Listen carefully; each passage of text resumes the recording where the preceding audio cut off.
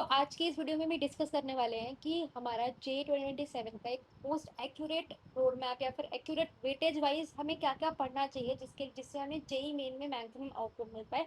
And क्योंकि अभी हमारे पास टाइम बहुत कम बचा हुआ है, 3-4 महीने अभी ऐसे ही निकल जाएंगे, को पता भी नहीं चलेगा। तो अभी के टाइम पर अगर हम ऐसे फोकस करेंगे, हम हाई वेटेज पे ज़्यादा फोकस करेंगे as compare to low weightage. फिर आप में से बहुत सारे लोगों का डाउट ये होता है कि 11th के पोर्शन को कब टाइम देना है एंड उन पोर्शन से क्या क्या इंपॉर्टेंट चीज़ें हैं। तो वो सारी चीज़ें हम डिस्कस करने वाले हैं इस वीडियो में। एंड इसका जो डेटा सेट होगा वो 2020 से 2025 का होगा। 2026 का जो वेटेज वाइज वो है वो मैं अलग वीडियो में बताऊंगी आपको प्रॉपरली कि 2026 में कौन से जो चैप्टर्स हैं वो हाई वेटेज रहे हैं, कौन से चैप्टर्स इंपॉर्टेंट रहे हैं, तो वो मैं अलग से बताऊंगी।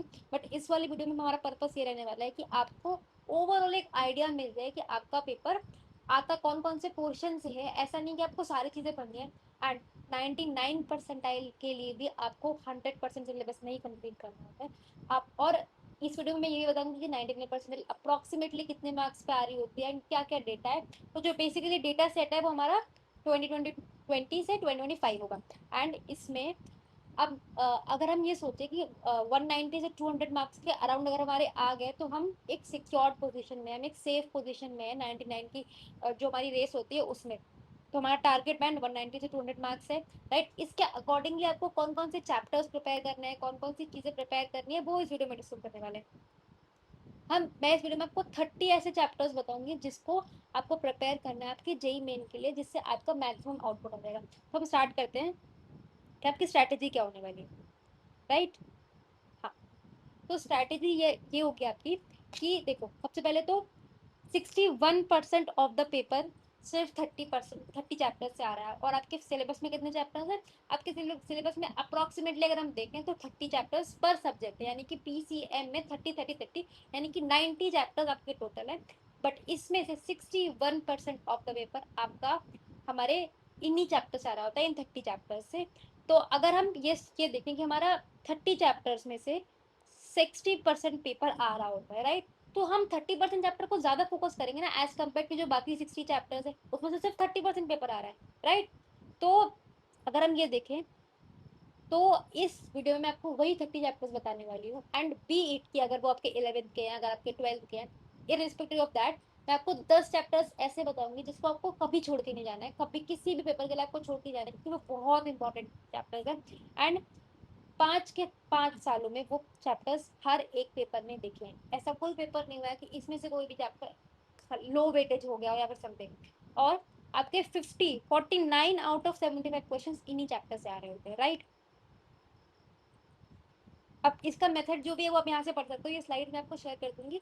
एंड प्रॉपरली डेटा सेट हमारा लास्ट 5 ईयर्स का ही है, जिसमें से 2026 को मैंने एक्सक्लूड किया है इंटेंशनली, क्योंकि उसका प्रॉपरली जो वेटेज वाइज हम बताएंगे वो प्रॉपरली अलग से होगा ताकि आप उसके अकॉर्डिंग प्रिपेयर करो। बट मोर और लेस यही रहने वाला है, क्योंकि अगर लास्ट 5 ईयर से डेटा है तो 2026 में उन्होंने कोई बहुत ही अलग से चेंज नहीं किया था, राइट। तो इसके बाद हम इसके बाद आपको पर सब्जेक्ट कैसे कैसे रहना है, पर सब्जेक्ट आपको कितना स्कोर करना है, कितना टारगेट करना है, कितना कैसे कैसे करना है। तो अगर आप केमिस्ट्री की बात करो तो आपको मैक्स मार्क्स 100 होते हैं तीनों सब्जेक्ट के, तो उसमें से 75 टारगेट रखना है आपको केमिस्ट्री का। एंड फिजिक्स का 70 रखना है, 70% का पेपर। एंड मैथ्स का आप कम रख सकते हो अगर आपको बहुत टफ लगती है, बट आप इसको अपने हिसाब से वेरी कर सकते हो अगर आपको मैथ्स बहुत अच्छी लगती है। बट डेफिनेटली मैथ्स का पेपर कंपेरेटिवली लास्ट ईयर तो ठीक आया था, बट उसके पहले पेपर्स काफी टफ रहे हैं मैथ्स के। तो आप अगर उसको एज अ टारगेट की, मतलब बहुत ही स्कोर बूस्टिंग सब्जेक्ट नहीं है मैथ्स, आपको अच्छा लगता है, this is one thing, but वो स्कोर बूस्टिंग नहीं है, तो आप उसका टारगेट कम ही रखोगे, राइट। अब हमारा इसमें टोटल मार्क्स 193 हो गया।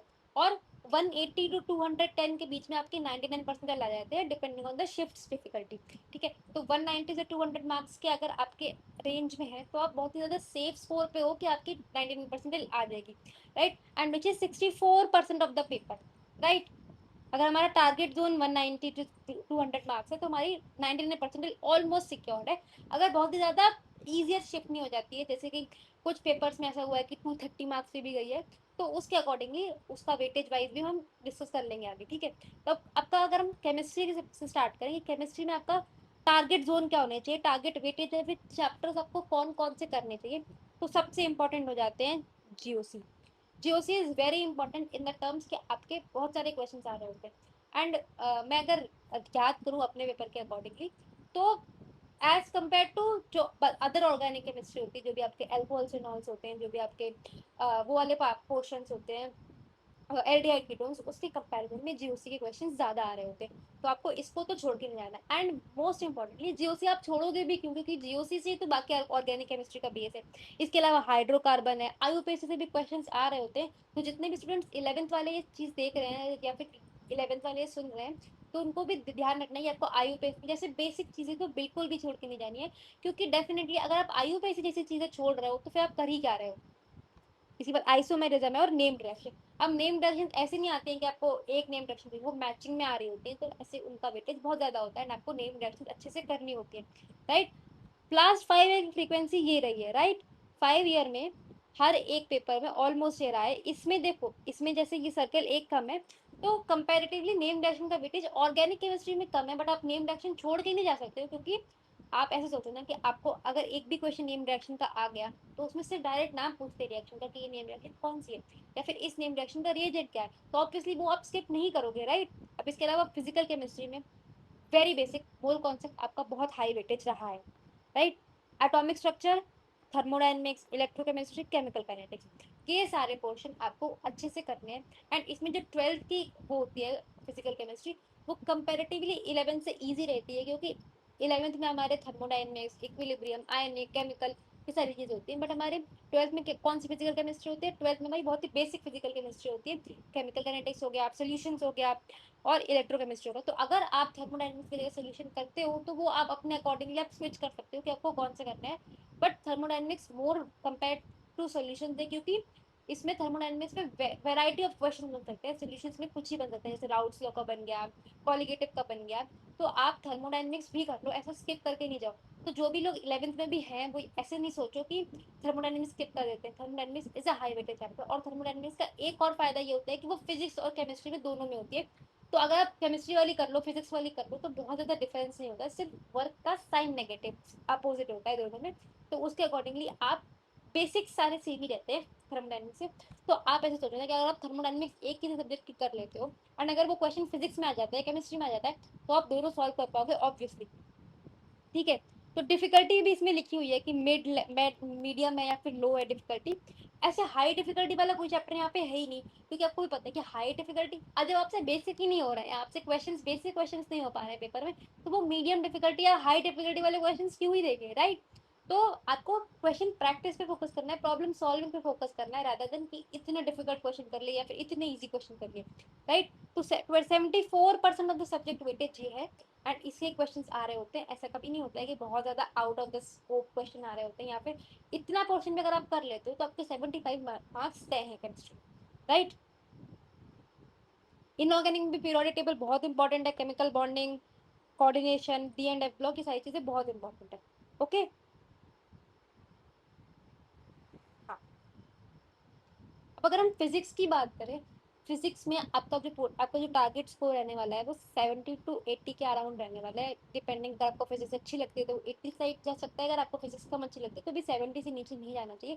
क्योंकि फिजिक्स एंड मैथ्स कंपेरेटिवली ऐसे सब्जेक्ट होते हैं जो आप बहुत ज़्यादा प्रैक्टिस कर रहे होते हैं। केमिस्ट्री तो ऐसा होता है कि आपको ऐसा लगता है कि लास्ट में भी हो ही जाएगी, जबकि ऐसा नहीं होता है। केमिस्ट्री को अगर आप टाइम दोगे ना अच्छे से, तो वो बहुत ही ज़्यादा रिटर्न देते हैं as compare to physics and maths. तो आपको केमिस्ट्री को भी उतना ही टाइम देना है। बट अगर हम फिजिक्स की बात करें, तो इन सारे चैप्टर्स को स्किप तो नहीं करना। Unit dimension, electrostatics, gravitation, modern physics, ये चैप्टर स्किपेबल नहीं होते हैं। ये वाले चैप्टर आपको कर रहे हैं। एंड ये आपका ग्रेविटेशन, यूनिट डायमेंशन, ये तो आपका 11th वाला पोर्शन है, तो इनको आप स्किप करके नहीं जाओगे। Okay. Unit dimension is a low effort chapter. Electrostatics, और इलेक्ट्रोस्टैटिक्स थोड़ा सा टफ इसलिए हो जाता है आपके लिए, क्योंकि इलेक्ट्रोस्टैटिक्स इज बहुत ही वेरीड कॉन्सेप्ट। ऐसा नहीं होता है कि उसमें बहुत ही सिंगल टाइप ऑफ क्वेश्चंस रहते हैं कि हाँ इस टॉपिक के आएंगे फिर इस टॉपिक के आएंगे, उसमें क्वेश्चंस मिक्स कर सकते हैं। बट ग्रेविटेशन और इलेक्ट्रोस्टैटिक्स एक जैसा होता है ऑलमोस्ट। तो अगर आप एक के कॉन्सेप्ट को आपने ध्यान से पढ़ लिया, तो ऐसा ऐसा नहीं होता है कि आपको दूसरे में बहुत ज़्यादा एफर्ट मारना होता है। एंड ग्रेविटेशन में अगर आप इलेक्ट्रोसिटीज के अपार्ट क्वेश्चन देखो, तो केपलर्स लॉ होता है, और हमारा रेडियस और टाइम वाला वो होता है, और हमारा जी कैसे वेरी कर रहा होता है, ये सारे क्वेश्चंस बहुत ज़्यादा आ रहे होते हैं। तो मॉडर्न फिजिक्स एंड ग्रेविटेशन के अलावा मॉडर्न फिजिक्स को कभी भी स्किप नहीं करना है। मोस्ट ऑफ द कोचिंग्स में अभी तक नहीं हुआ होगा, मोस्ट ऑफ द कोचिंग्स में अभी तक नहीं हुआ होगा ये। तो आप जब भी अपनी कोचिंग में प्रैक्टिस करो मॉडर्न फिजिक्स की, तो आप उसको बहुत ही ध्यान से करो, क्योंकि आपको modern physics towards the last होता है। तो टुवर्ड्स द लास्ट जब आप करोगे चीजें, तो आपके पास रिवीजन करने का टाइम कम होगा। तो आप जब आपकी क्लास में पढ़ाया जाएगा ना, तभी आप उसको कर लेना, राइट। इसके अलावा एफर्ट इसमें हाई रहेगा, बट रिटर्न भी हाई रहेगा। जैसे फ्लूइड मैकेनिक्स है, बहुत सारे लोग ये बोलते हैं कि इसको स्किप कर दो। ऑल दो ये स्किपेबल टॉपिक होता है कि हाँ आप इसको स्किप कर सकते हो, क्योंकि इसके कम क्वेश्चन आ रहे होते हैं। बट इसके जो टाइप ऑफ क्वेश्चन होते हैं ना, वो बहुत लिमिटेड होते हैं कि आपका सफिशिएंट का क्वेश्चन आ गया, आपका बर्नौलीज इक्वेशन का क्वेश्चन आ गया। तो अगर आप इन कुछ टॉपिक्स को कर लो, एंड मैं प्रॉपरली एक वीडियो ऐसे लाऊंगी जहाँ पर आपको टॉपिक्स बता दूंगी कि फिजिक्स में कौन कौन से टॉपिक्स कर लो, केमिस्ट्री में कौन कौन से टॉपिक्स कर लो, मैथ्स के कौन कौन से टॉपिक्स कर लो जो रिपीटेड रहते हैं, जो रिपीटेड टाइप ऑफ क्वेश्चन होते हैं। तो इन कॉन्सेप्ट को आप छोड़ के नहीं जाओगे। And thermodynamics is definitely high, जो आपका एफर्ट है उसमें हाई रहने वाला है, डिफिकल्टी उसकी हाई रहती है। बट अगर आप थर्मोडाइनमिक्स कर लो, तो अगेन आपका फिजिक्स एंड केमिस्ट्री दोनों सॉर्टेड है, ऐसा नहीं होता कि बहुत ही डिफरेंस है कुछ। And magnetic effects in EMI में बहुत ही ऐसे बहुत ही सिंगल टाइप ऑफ क्वेश्चन होते हैं कि हाँ आपको वायर्स दे दी, ऐसे करके वायर दे दी, ऐसे करके वायर दे दी, तो आपको करंट का फ्लो देखना है। बहुत ही नॉर्मल क्वेश्चन होते हैं।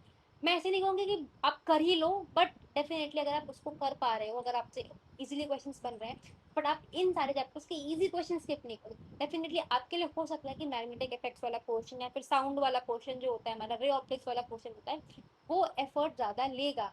एंड वो एफर्ट आपको देना पड़ेगा, क्योंकि आप देखो अगर आपको 190 से 200 मार्क्स स्कोर करने हैं, तो आपको अप्रोक्सीमेटली 60-65 मार्क्स इसमें भी करने पड़ेंगे, क्योंकि आपका, क्योंकि मैथ्स इज नॉट समथिंग जिसपे आप ट्रस्ट कर सको कि हाँ मैथ्स मैं कर लेता हूँ, पूरी कर लेता हूँ, सारे क्वेश्चन हो जाएंगे। मैथ्स का पेपर हमेशा आउट ऑफ द थिंकिंग आता है कि हाँ नहीं, कुछ भी पूछ लेते हैं वो, ऐसा नहीं होता कि, बट ऐसा होता है कि मैथ्स का पोर्शन जनरली टीचर्स भी ये कह रहे होते हैं कि मैथ्स का पोर्शन ट्रस्टवर्दी नहीं होता है। तो आप जो मैक्सिमम मार्क्स होते हैं वो अपने फिजिक्स केमिस्ट्री से निकालो। एंड मैंने तो अपने लिए किया था कि मैथ्स से जो भी मार्क्स आ गए वो बोनस है, राइट। तो जो भी चैप्टर्स हैं, करंट इलेक्ट्रिसिटी हो गया, इलेक्ट्रोस्टैट्स हो गया, थर्मोडाइनमिक्स हो गया, मैग्नेटिक इफेक्ट्स हो गया, मॉडर्न फिजिक्स हो गया, ये बहुत ही हाई वेटेज है, एंड आपको इनको किसी भी कीमत पे छोड़ के नहीं जाना है, राइट। अब मैथमेटिक्स की बात करते हैं। देखो मैथ्स में इसमें जो भी कुछ चैप्टर जैसे वेक्टर्स हो गया, हमारा डिफरेंशियल इक्वेशन हो गया, तो ये सारे कुछ चैप्टर्स ऐसे हैं जो अभी तक आपने नहीं किए होते हैं। जब अगर आपने अभी तक नहीं किए हैं, तो आपको बहुत ही ध्यान से रखना है कि इसमें से, इस पूरी लिस्ट में जो भी चैप्टर्स आपने अभी तक नहीं किए हैं, वो आपको बहुत ध्यान से करने हैं। क्योंकि आपके पास लास्ट ऑफ द टाइम में रिविजन का टाइम कम होता है, आपको 11 का पोर्शन भी देखना होता है। बट आपको इस लिस्ट में से कोई भी चैप्टर्स छोड़ने नहीं है, राइट। तो वेक्टर्स हो गया, मैट्रिसेस डिटरमिनेंट हो गया, सीक्वेंस सीरीज हो गया, बायनोमियल थ्योरम हो गया। सीक्वेंस सीरीज और बायनोमियल थ्योरम तो ऐसा है कि इसके बहुत ही क्लोज लूप क्वेश्चंस आ रहे होते हैं कि आपको इस इनके ये वाले क्वेश्चंस ही दिख रहे होंगे, इससे बहुत ही आउट ऑफ द बॉक्स नया क्वेश्चन नहीं बना सकते हैं। आपको बाइनोमियल थ्योरम में वही N C R is equal to this N C I N minus R, वही सारी चीजें दिख रही होंगी। आपको जनरल टर्म पूछ लेंगे सीक्वेंस सीरीज में, आपको एपीजीपी वाली एएमजे इक्वालिटी एपीजीपी पूछ लेंगे, और बहुत ही कम केसेस में वो हार्मोनिक वाला भी देख दे देते हैं। तो बहुत ही जो ये दोनों चैप्टर्स है ना, सीक्वेंस सीरीज और बाइनोमियल थ्योरम, तो ये तो बिल्कुल भी स्किप करके नहीं जाना है। अगर आपको मैथ्स बिल्कुल अच्छी नहीं लगती है, तो भी आपको जो एलजेब्रा वाले पोर्शन है, क्वाड्रेटिक हो गया, सीक्वेंस सीरीज हो गया, प्रोबेबिलिटी हो गया, बाइनोमियल हो गया, ये क्वेश्चन छोड़ के नहीं जाने, क्योंकि ये बहुत ही इंपॉर्टेंट टाइप ऑफ चैप्टर्स है, और ये बहुत ही स्कोरिंग है। हर बार सेम ही तरह के क्वेश्चन आ रहे होते हैं। स्टैटिस्टिक्स हो गया, ये सारे चैप्टर्स ऐसे हैं जहाँ से आप मार्क्स गेन कर सकते हो। पहले तो वो वाला चैप्टर भी था जो हमारा जिसमें हमारे लॉजिकल रीजनिंग वाले चैप्टर्स भी होते थे, बट अब वो वाले चैप्टर्स उन्होंने सिलेबस से हटा दिए, तो डेफिनेटली उस चीज़ का इम्पैक्ट पड़ेगा। कुछ क्वेश्चंस को चैप्टर ऐसे करने पड़ेंगे जहाँ से आप डायरेक्टली मार्क्स भी उठा पाओ। तो इसके अलावा फंक्शंस, डिफरेंशियल इक्वेशंस और कोनिक सेक्शंस के बेसिक, अब ऐसा नहीं कि कोनिक सेक्शंस में जाके कोऑर्डिनेट का पूरा ही उठा लिया, नहीं। कुछ पोर्शन जैसे कि अगर आपको एलिप्स वाला पोर्शन अच्छे से समझ में आ रहा है, तो आप एलिप्स वाला पोर्शन कर लो। एलिप्स नहीं आ रहा तो हाइपरबोल या फिर दूसरे वाले पोर्शन कर लो। सर्कल वाला तो आपको कंपलसरी कि सर्कल वाला तो करना ही है, राइट। इसके अलावा देखो फंक्शंस हो गया, सीक्वेंस सीरीज हो गया, मैट्रिसेस हो गया, कोऑर्डिनेट सेक्शंस हो गया, वेक्टर्स एंड ट्री ज्योमेट्री। जैसे वेक्टर्स वाला पोर्शन आपने अभी तक नहीं किया होगा, मोस्ट प्रोबेबली आपकी कोचिंग में नहीं हुआ होगा, तो जब भी वो हो तो आपको बहुत ही ध्यान से इसको करना है, क्योंकि वेक्टर्स आपको दोबारा करने को नहीं मिलेगा। थ्री ज्योमेट्री में प्लेन्स के डायरेक्टली क्वेश्चन आते हैं कि शॉर्टेस्ट डिस्टेंस बता दो या ये बता दो, बहुत ही इजी क्वेश्चन है, वो आपको स्किपेबल बिल्कुल भी नहीं है, ठीक है। इसके अलावा हम क्रॉस सब्जेक्ट रैंकिंग करेंगे अगर, तो क्रॉस सब्जेक्ट में अगर हम ऐसे 10 चैप्टर्स की बात करें जो आपको करने ही करने हैं, तो सबसे पहला चैप्टर आता है modern physics. And modern physics अभी तक आपकी कोचिंग में नहीं हुआ होगा, रे ऑप्टिक्स के अराउंड चल रहा होगा सिलेबस अभी, तो मॉडर्न फिजिक्स स्किप नहीं करना है। मॉडर्न फिजिक्स बहुत ध्यान से पढ़ो, मॉडर्न फिजिक्स के बहुत ही प्रॉपर नोट्स बनाओ, प्रॉपर आपको उसके जो थ्योरेटिकल पोर्शन होता है ना, जो भी आपके टीचर्स थ्योरी में बात करते हैं, ऐसा नहीं कि सिर्फ क्वेश्चन आ रहे होते सॉल्व वाले, जो थ्योरेटिकल पोर्शन होता है ना, वो भी बहुत इंपॉर्टेंट होता है कि आपसे स्टेटमेंट बेस्ड पूछ लेंगे, तो उसके प्रॉपरली नोट्स बनाओ। एंड मैं ट्राई करूँगी कि मैं अपने नोट्स शेयर कर दूँ मॉडर्न फिजिक्स में, क्योंकि हमारे टीचर ने बहुत अच्छे से उसको पढ़ाया था। एंड डेफिनेटली अगर आप नोट्स बना रहे हो, अगर आप थ्योरेटिकल पोर्शन अच्छा कर रहे हो, तो क्योंकि modern physics is not just कि आप क्वेश्चन कैसे सॉल्व कर पाते हो, आपको कॉन्सेप्ट आना चाहिए। मॉडर्न फिजिक्स हो गया, वेव ऑप्टिक्स में वो जो हमारा आईडीएससी वाली चीज होती है, वो ऐसे क्वेश्चंस आ रहे होते हैं जहाँ पर आपसे थ्योरेटिकली क्वेश्चंस पूछेंगे। एंड पास्ट ईयर के ट्रेंड्स के अकॉर्डिंगली हमारे पास ऐसे क्वेश्चंस है कि स्टेटमेंट बेस्ड बहुत ज्यादा क्वेश्चंस है, राइट। इसके अलावा वेक्टर्स मैथ्स का हो गया, मैग्नेटिक इफेक्ट्स हमारे का वेटेज ज्यादा है, आप इसमें से कुछ पोर्शन कर सकते हो कि आपने मैग्नेटिक इफेक्ट्स वाला, और आप ईएम वेव्स तो छोड़ोगे नहीं। ईएम ईएम वेव्स जो आपका पोर्शन है, वो बिल्कुल भी स्किपेबल पोर्शन नहीं है, क्योंकि ईएम वेव से ऑलमोस्ट क्वेश्चन आ रहा होता है, एंड ऐसा नहीं होता है कि कभी किसी पेपर में मिस हो गए हमने। तो ईएम वेव्स अगर आपको मैग्नेटिक इफेक्ट्स पूरा नहीं करना है, तो आप उसमें से ईएम वेव्स वाला पोर्शन कर सकते हो, स्टार्टिंग का मैग्नेटिज्म वाला पोर्शन कर सकते हो। अगर आपसे नहीं हो पा रहा है पूरा मैग्नेटिज्म, तो आप कुछ कुछ पोर्शन सब चैप्टर के करोगे, राइट। इसके अलावा कोनिक सेक्शन हो गया, जीओसी हो गया। जीओसी तो बिल्कुल भी स्किपेबल नहीं है, क्योंकि जीओसी इज द बेस। आप ऑर्गेनिक केमिस्ट्री करोगे कैसे, राइट। के बाद कोऑर्डिनेशन कंपाउंड्स वाला चैप्टर बहुत इंपॉर्टेंट होता है, कि कोऑर्डिनेशन कंपाउंड्स इनऑर्गेनिक केमिस्ट्री जान है। आपका पेपर अगर आपको आएगा, तो उसमें कोऑर्डिनेशन कंपाउंड का क्वेश्चन होगा ही होगा, क्योंकि इनऑर्गेनिक में कुछ ही चैप्टर्स अब रहते हैं हमारे जेईई मेन के सिलेबस में, उन्होंने पी ब्लॉक हटा दिया, एस ब्लॉक हटा दिया। अब डी एंड एफ एंड जो हमारे जनरल इनऑर्गेनिक केमिस्ट्री होती है, डी एंड एफ, एंड इसके अलावा कोऑर्डिनेशन कंपाउंड। तो कोऑर्डिनेशन कंपाउंड तो केपेबल है ही नहीं। एंड उसमें भी बहुत ही डायरेक्ट क्वेश्चन आ रहे होते हैं कि NaCl whole 4 2 minus NiCO whole 4 और NiCN होल 4 2 माइनस का कंपैरिजन बता दो। तो ये सारी चीज आपको बिल्कुल भी स्किप नहीं करनी है, एंड डेफिनेटली ये सारी चीज अगर आप कर लोगे, तो आप मोस्ट ऑफ द पेपर कर पाओगे। एंड 200/300 मार्क्स तो आपके कहीं नहीं गए, ठीक है। 200/300 मार्क्स तो आपके कहीं पर भी नहीं गए, अगर आप इसमें से ये सारे क्वेश्चन कर लेते हो। बट इसके अलावा भी ये सारे चैप्टर आप पढ़ लेना, यहाँ पे लिस्ट दी है। बट इसके अलावा भी अगर आपको इसमें से कोई चैप्टर बहुत टफ लग रहा है, तो आप उसको स्किप कर सकते हो।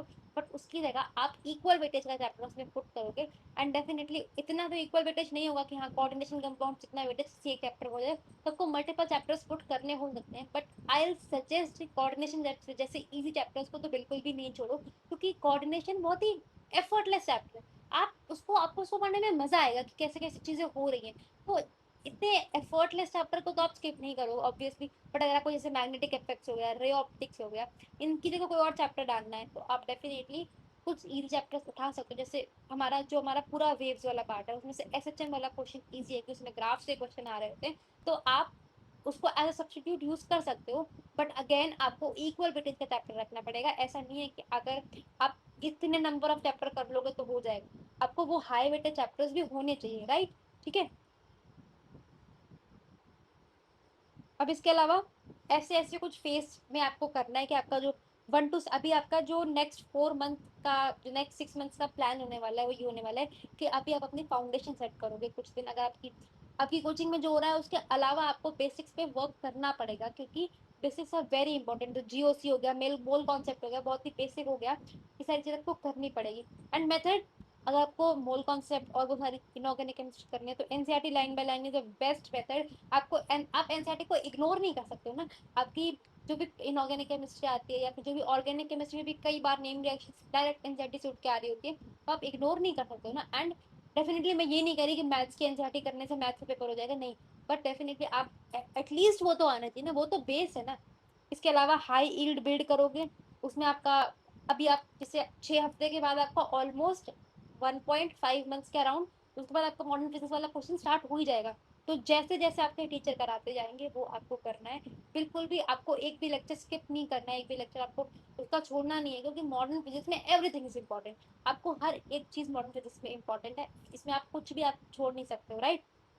वेक्टर थ्री डी आपका स्टार्ट हो ही जाएगा तब तक। अभी आपका इंटीग्रल कैलकुलस चल रहा होगा, तो इसके बाद डिफरेंशियल इक्वेशन आएगा, उसके बाद वेक्टर थ्री डी आ जाएगा। तो आप इस सारी चीजों को स्किप नहीं कर सकते। इस वाले पोर्शन में जो भी है वो आप बिल्कुल भी स्किप नहीं कर सकते हो, राइट। इसमें कोई भी स्किपेबल नहीं है। ईएमआई थर्मो आप डेफिनेटली स्किप नहीं कर सकते, क्योंकि थर्मो का बहुत ही इंपॉर्टेंट ये बात होती है कि थर्मो में आपका दोनों हो रहा है, फिजिक्स केमिस्ट्री, एंड अगर आपका दोनों हो रहा है तो आपका डबल फायदा हो रहा है। तो आप डबल फायदा वाला चैप्टर क्यों छोड़ोगे। इसके बाद इसके बाद कुछ ऐसे चैप्टर हैं जैसे फ्लूइड्स हो गया। फ्लूइड्स आपका 11th का पोर्शन है, तो आप 11th का जब रिविजन करोगे तो आप बेसिकली कर लोगे इसको।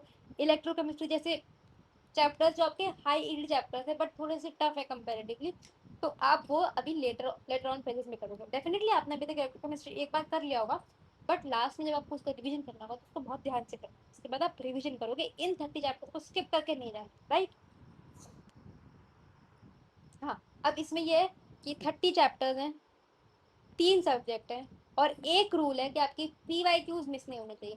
एंड पीवाईक्यूज मिस कैसे नहीं होंगे, मैं पर्सनली ट्राई कर रही हूँ कि आपको फिजिक्स के सारे पीवाईक्यूज कर दूँ, क्योंकि केमिस्ट्री के ऑलमोस्ट दोस्त करा ही देते हैं आपको पीवाईक्यूज। केमिस्ट्री के उन्होंने बहुत ही स्ट्रॉन्ग इन्वायरमेंट तैयार किया है उन्होंने अपना टाइम सॉल्विंग का, कि आपको दिन के 100 क्वेश्चन तो कहीं नहीं जा रहे केमिस्ट्री के। तो मैं ट्राई करूँगी आपको 15 क्वेश्चन फिजिक्स के पीवाईक्यूज ऑलमोस्ट करवा दिया करूँ, ताकि आपको हर एक चैप्टर, जैसे अभी वेक्टर्स का हुआ था, उसके बाद बहुत सारे चैप्टर्स आने वाले हैं, तो वो सारे एक बार में आप एक बार रिवीजन के लिए बहुत अच्छे होंगे। डेफिनेटली मैं ये नहीं करी कि 15 क्वेश्चन से हो जाएगा, बट वो ऐसे ऐसे क्वेश्चन होने वाले हैं कि जो आपको मैक्सिमम रिपीटेड क्वेश्चन होने वाले हैं, या फिर जो मैक्सिमम आउटपुट देने वाले क्वेश्चन से होने वाले हैं। तो डेफिनेटली उसको बिल्कुल भी परेशान नहीं होना है। अगर आपसे वो चीज़ें नहीं भी हो पा रही हैं अभी, तो धीरे धीरे प्रैक्टिस करो, वो क्वेश्चन होने लगेंगे, ठीक है। तो अभी के लिए ये रूल बना लो कि आपको पीवाईक्यूज मिस नहीं करना है, इन 30 चैप्टर्स में से कोई भी चैप्टर मिस नहीं करना है। एंड आपका जो टारगेट स्कोर होने वाला है अभी के लिए 200 होने वाला है, उसके बाद हम इसको धीरे धीरे और इंक्रीज करेंगे, ठीक है। टिक करेंगे।